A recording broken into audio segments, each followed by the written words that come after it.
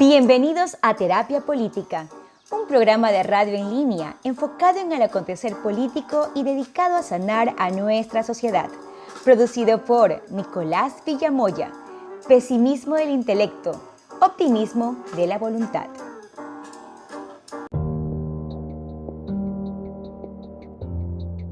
Bienvenidos una vez más a Terapia Política. Nicolás Villa con ustedes. El café que nos acompaña hoy es el café Río Indio. Se definen a sí mismos como una corriente de energía cargada de aroma, emoción y sabor. Bien, se necesita energía para hacer este episodio. Un episodio dedicado al mal y a sus víctimas. ¿Puede existir el mal si no existen víctimas y perpetradores? Ya regresamos en Terapia Política.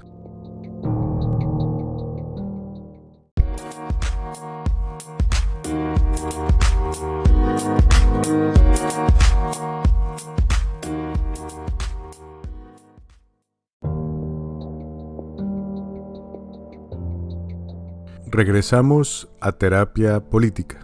Entonces, ¿dónde reside el mal? En el teatro universal pareciera que hace no mucho el mal residía en Rusia y sobre todo en Putin, que atacaba a Ucrania. Ahora parece que el mal se ha desplazado a Gaza. Eso sí, según a quien le preguntemos, la víctima es distinta y el perpetrador, el causante del mal, también lo es. Diría Putin que el mal reside en Occidente, que no cumplió sus compromisos, así que no hubo otra opción que defenderse, es decir, atacar. Diría Ucrania que se está defendiendo de el mal que representa el ataque ruso. Dirán los israelíes que se defienden del terrorismo de Hamas. Dirán los palestinos que son víctimas de los invasores israelíes. Y mientras hay tantas acusaciones de maldad, se pierden vidas. Vidas, dirían muchos, inocentes. ¿Y por qué son inocentes? Dirían muchos, y además diría el derecho internacional, que son inocentes porque no son combatientes, porque no hacen parte del conflicto, inclusive porque son mujeres, niños y ancianos los que mueren. Y en consecuencia, pregunto yo, ¿acaso los niños, las mujeres, los civiles no son capaces del mal o de hacer daño? Parece que más allá de la realidad fáctica de lo que sucede en esos teatros del horror y de la guerra, la idea que se perpetúa es que solo tenemos derecho a no ser agredidos mientras seamos buenos. En el momento en que somos los malos, entonces no cabe otra opción. Somos merecedores del mal. Ya regresamos en Terapia Política.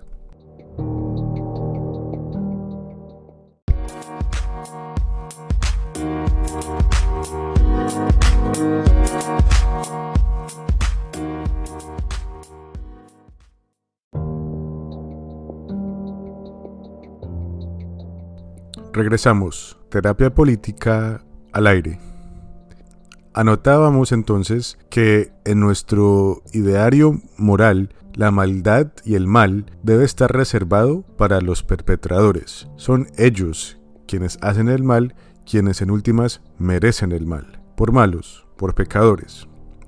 Y las víctimas, las pobres víctimas, bueno, ¿por qué habrían ellas de recibir el mal? Y en esta dualidad, en este maniqueísmo donde todos gritan yo soy la víctima y el malo es el otro, hay una grandísima negación y además considero yo una grandísima infantilización. Esto de el malo es el otro, esto de yo no soy el malo, yo no soy capaz de maldad, no, es el otro, es algo con lo que me encuentro en los niños de 6, 7, 8 años. son incapaces de reconocer sus faltas, son incapaces de reconocer ni siquiera sus faltas, sus accionares, sus motivaciones, es decir, su capacidad del mal.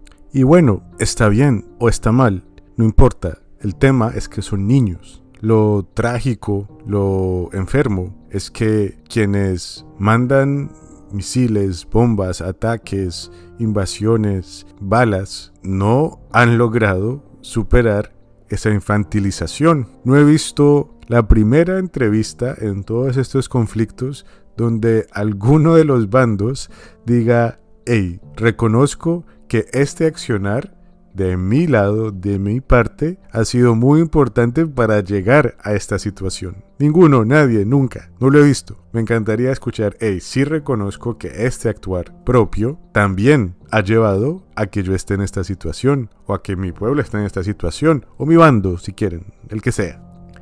Y desde ahí quiero abordar este lugar víctima-perpetrador o perpetrador-víctima que muchas veces ponemos en una jerarquía y que claramente hay que, digamos, reconocer. Cuando hay un perpetrador, y cuando hay una víctima, hay una víctima. Ahora, que ambos son capaces del mal y que ambos son capaces del bien, seguramente, porque son seres humanos, ambos. Y que quizá en la grandísima mayoría de los casos, por no decir en todos, las víctimas tienen responsabilidad en su lugar de víctimas también.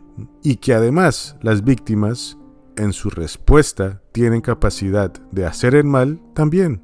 El mal, más allá de la banalidad de la cual escribe Hannah Arendt, o de su quizá necesidad, como escribiría Nietzsche, o como escribió Nietzsche, reside en cada uno de nosotros, inclusive en las víctimas. Ya es hora de que todos, de manera adulta, nos hagamos cargo de nuestro mal, con los otros y sobre todo con nosotros mismos. Ya regresamos en Terapia Política.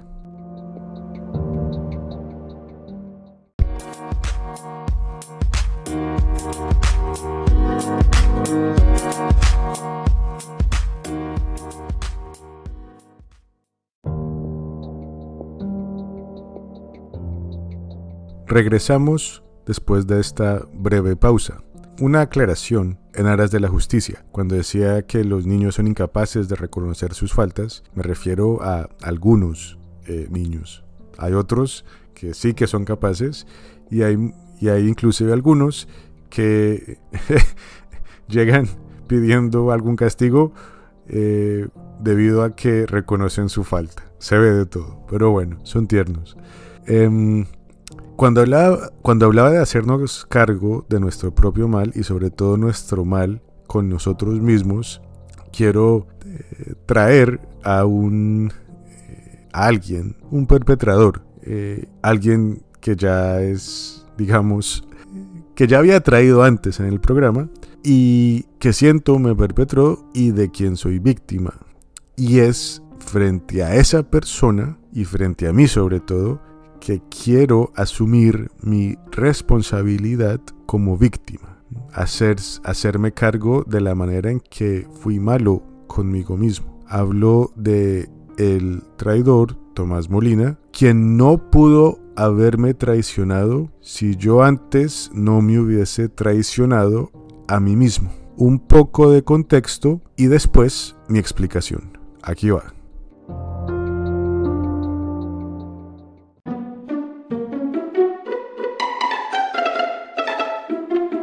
Me llamó muchísimo la atención a través de las redes, sin lugar a dudas. Empecé a seguirlo y de pronto me llamaron la atención varias situaciones de su vida, pero en especial que iba a empezar a ser un columnista de un periódico en Bogotá. Entonces, un profesor universitario, politólogo, experto como en Freud, Lacan, a ver, ¿cómo juntar todas estas cosas? Y entonces ante mí tengo hoy al doctor Tomás Molina.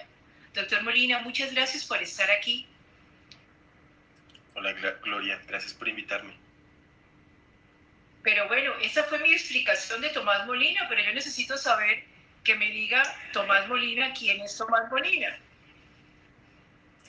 Bueno, Sí, yo estudié ciencia política efectivamente, pero me he dedicado más a la filosofía. Mis títulos posteriores han sido en filosofía y también me he dedicado al psicoanálisis. He intentado combinar filosofía y psicoanálisis para entender la sociedad y el ser humano. Y la política también, obviamente, porque a pesar de que realmente nunca he ejercido como un politólogo, excepto como un profesor de ciencia política, eh, sí me llama mucho la atención entender la política, más que, digamos, hacer análisis en revistas académicas, que los he hecho, etcétera. Lo que más me interesa a mí es simplemente comprender. Y me parece que el psicoanálisis y la filosofía juntas son una herramienta muy poderosa para la comprensión tanto del ser humano como de la política. Ajá. ¿Me deja hacerle una pregunta atrevida? ¿Cuántos años tiene? Porque la juventud se le ve por todo lado. No, no soy tan joven, tengo 36 años. Bueno, perdóneme, doctor, es muy joven. Es decir, ha estudiado ciencias políticas, filosofía, psicoanálisis. ¿Cómo las va escogiendo? ¿Cómo se va enrutando de esa manera? Eh, pues los intereses y los libros que uno lee lo van llevando uno solito por esos caminos. Yo al principio, como mucha gente, creía que el psicoanálisis no tenía cabida en el mundo contemporáneo, que Freud y Lacan, pues aunque habían hecho tal vez aportes importantes en su época, ya no se correspondían con el conocimiento científico de la psique humana y por lo tanto no valía estudiarlos más que, digamos, como parte de la historia de la ciencia, ¿no? Tal vez incluso como una parte fallida de la historia de la ciencia, que de todas maneras pues es extremadamente interesante, ¿no? Las teorías científicas no necesariamente son verdaderas, una teoría científica puede ser científica y ser falsa, simplemente porque sigue el método científico, es científica, pero puede ser demostrada falsa. En todo caso, tenía sus prejuicios con respecto al psicoanálisis, que son muy comunes, pero la obra de Slavoj Žižek, un filósofo y psicoanalista esloveno de Ljubljana, me hizo cambiar de opinión. Él escribió un libro que se llama El sublime objeto de la ideología. Es uno de sus primeros libros, publicado en 1989, si mi memoria no me falla. Y en ese libro, Žižek hace una fascinante combinación de Hegel y Lacan para comprender fenómenos culturales, políticos y sociales contemporáneos. Yo me di cuenta leyendo a Žižek que efectivamente el psicoanálisis tenía un poder explicativo tremendo, aunque no es la última palabra ni nada que se le parezca, y que además, como pasa con todos los clásicos, los prejuicios que uno tiene sobre Freud no se corresponden con Freud mismo, es decir, una lectura.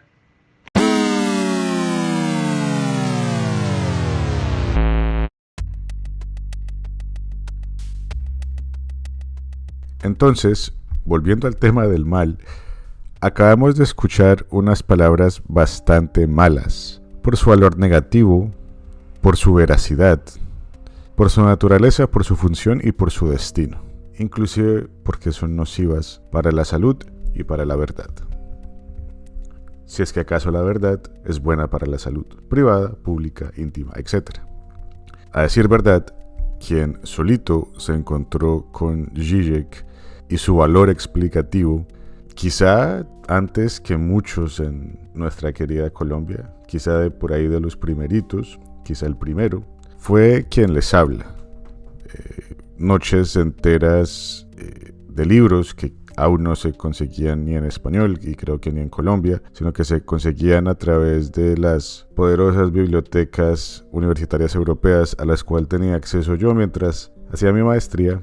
Me llevaron, ahí sí casi que por chance, porque me topé con un video de Žižek en redes sociales, a pasar noches enteras, muchas noches enteras de mi maestría en Holanda, dedicándome a ese autor que hablaba de algo de lo que, o contra una disciplina o qué sé yo, que por lo menos en ese momento nunca me había llamado la atención, el psicoanálisis, y otra que por mis inclinaciones políticas, que todos saben que son más hacia la izquierda, sí me llamó la atención, que era el comunismo, ¿no? En una época de plena ideología neoliberal en la que yo tenía que o tuve que aguantar ataques, malas notas, exclusiones por mantener ideas de izquierda, había un autor que reivindicaba esto de ser de izquierda y a la vez otra cosa llamada psicoanálisis, a la cual me fui adentrando, como digo,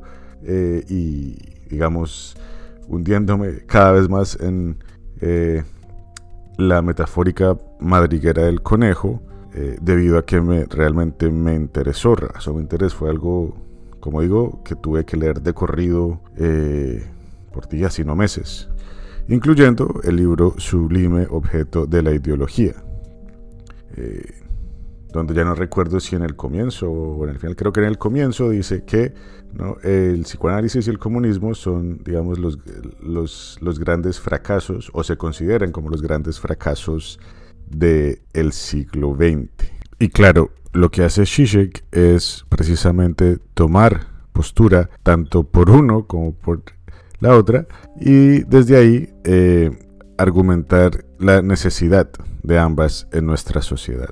Algo precisamente que se puede considerar una causa perdida, que curiosamente es el título de otro de sus libros, ¿no?, En defensa de causas perdidas. Entonces por ahí iba la cosa, y quizá por eso resonó mucho conmigo, quien precisamente me sentía defendiendo causas perdidas. Bueno, me enganché, publiqué, compartí, me fascinó, lo utilicé en mi tesis, ¿no? Y como me gustaba tanto, comencé a publicarlo en redes sociales, a compartirlo, a hacer análisis en ese sentido, particularmente en la red social Facebook.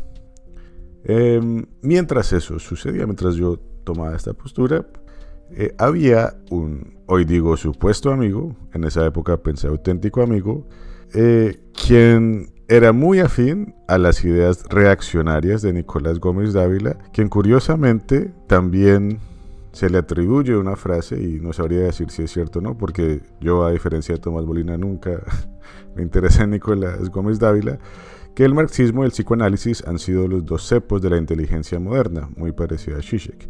Ahora bien, la gran diferencia es que entre Zizek y Nicolás Gómez Dávila es que Nicolás Gómez Dávila dedicó su obra precisamente como reaccionario a atacar a la modernidad. Y su adepto, repito, Tomás Molina, se dedicó a publicar ideas reaccionarias, incluyendo ideas esclavistas, sumadas de alguna manera a ideas libertarias, lo que sea eso de Friedman, Hayek, von Mises, y atacar a los pocos que de alguna manera cuestionábamos esa forma de pensamiento único, en términos de Ramonet, que había en la academia y quizá en la cultura popular. Nadie podía cuestionar esas cosas en ese momento, o era visto como, bueno, en mi caso nunca llegó a ese nivel, pero qué sé yo, en Colombia, pues todos sabemos la historia, morían personas, etc. Repito, yo nunca me había amenazado, pero digamos que por lo menos sí causaba exclusión hablar de izquierda en voz alta, y pues psicoanálisis simplemente nadie sabía qué era eso. Entonces duré años, digamos, debatiendo en redes con Tomás Molina, y bueno, no es para mí, por lo menos, y espero que para nadie, muy difícil entender la superioridad teórica en cuanto a los argumentos de Zizek sobre Nicolás Gómez Dávila y la reacción en general. Y si, bueno, con argumentos es fácil, digamos, desde la lógica, y pues desde, digo yo, desde la moral o los valores o los principios es, bueno, como digo, ni siquiera merece un análisis o una comparación. Y por el otro lado, desde la economía o desde las posturas libertarias, pues yo no solo leí Zizek, sino que leí varios economistas, incluido Rafael Correa, Janusz Varoufakis, Ha-Joon Chang, que básicamente pues muestran las debilidades, ¿no? Ellos como economistas se han dedicado a mostrar las debilidades de los modelos supuestamente libertarios, o que se llaman a sí mismos libertarios, qué sé yo.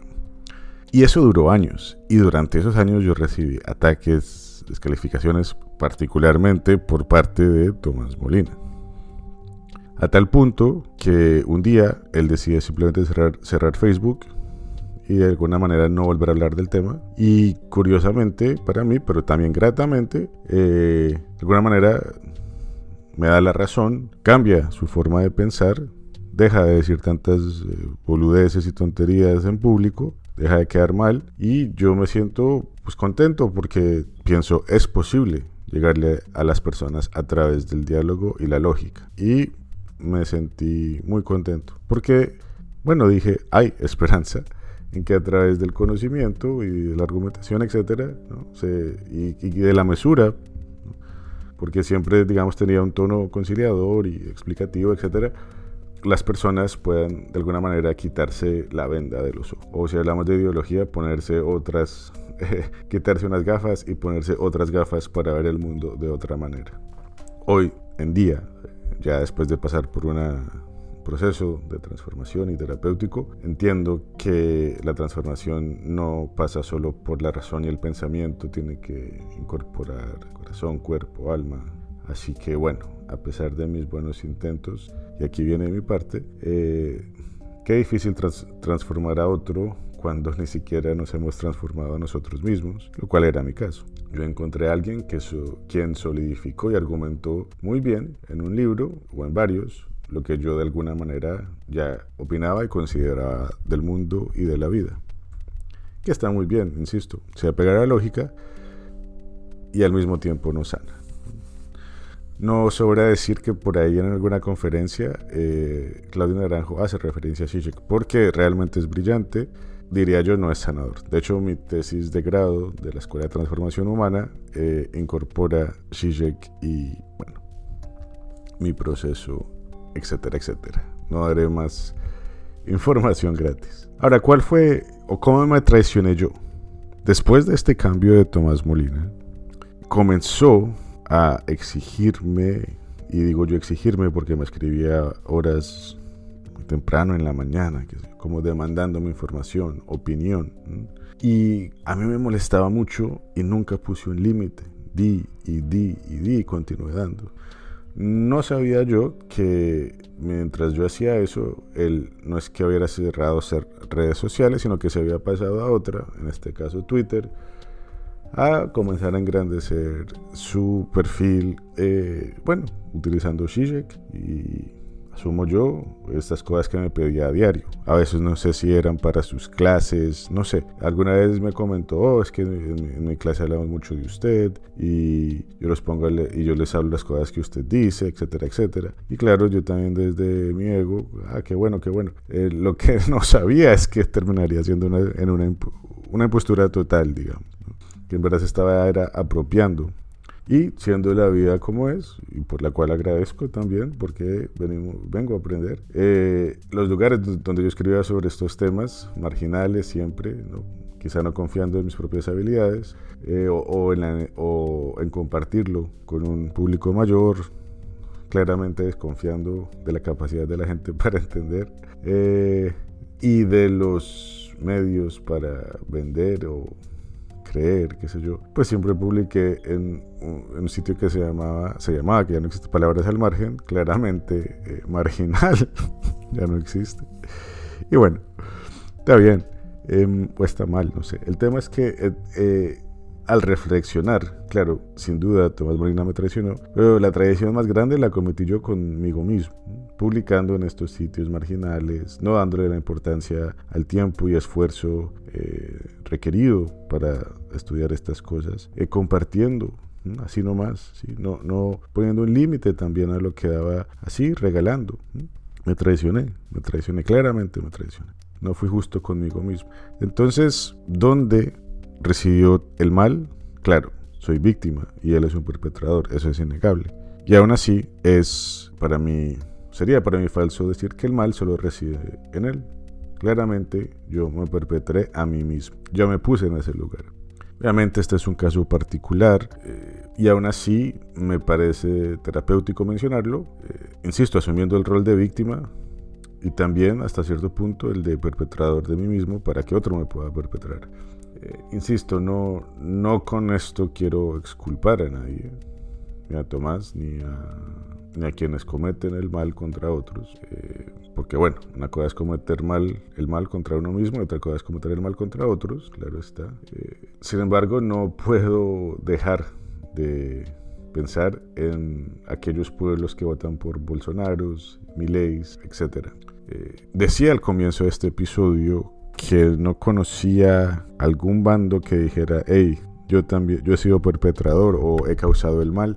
Bueno, por cosas de la vida me topé con una organización que se llama Breaking the Silence, que es una organización de soldados veteranos israelíes que han servido desde la segunda intifada y consideran que es su responsabilidad exponer la realidad cotidiana de la vida en los territorios ocupados. Se llama Breaking the Silence.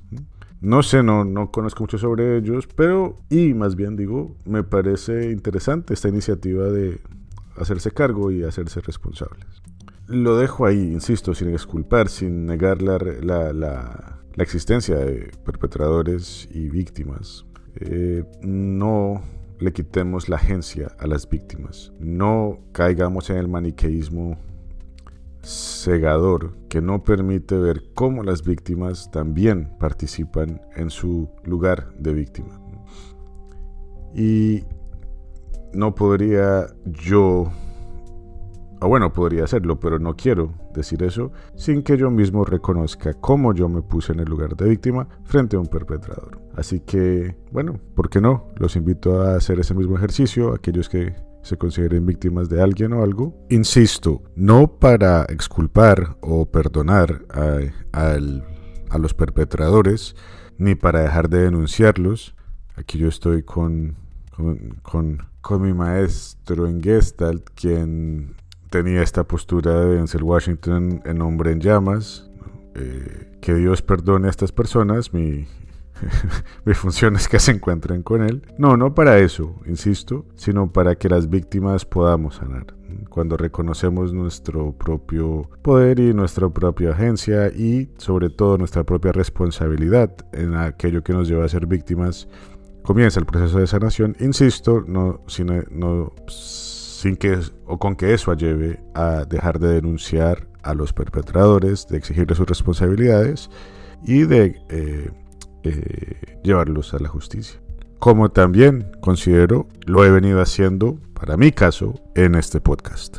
Bueno, ya en varios episodios, pero pues cuando hay una deuda conmigo, yo puedo cobrar a crédito, mientras la deuda no esté pagada, puedo cobrar interés. Y como siempre, no olviden sintonizar, escuchar, reproducir Terapia Política.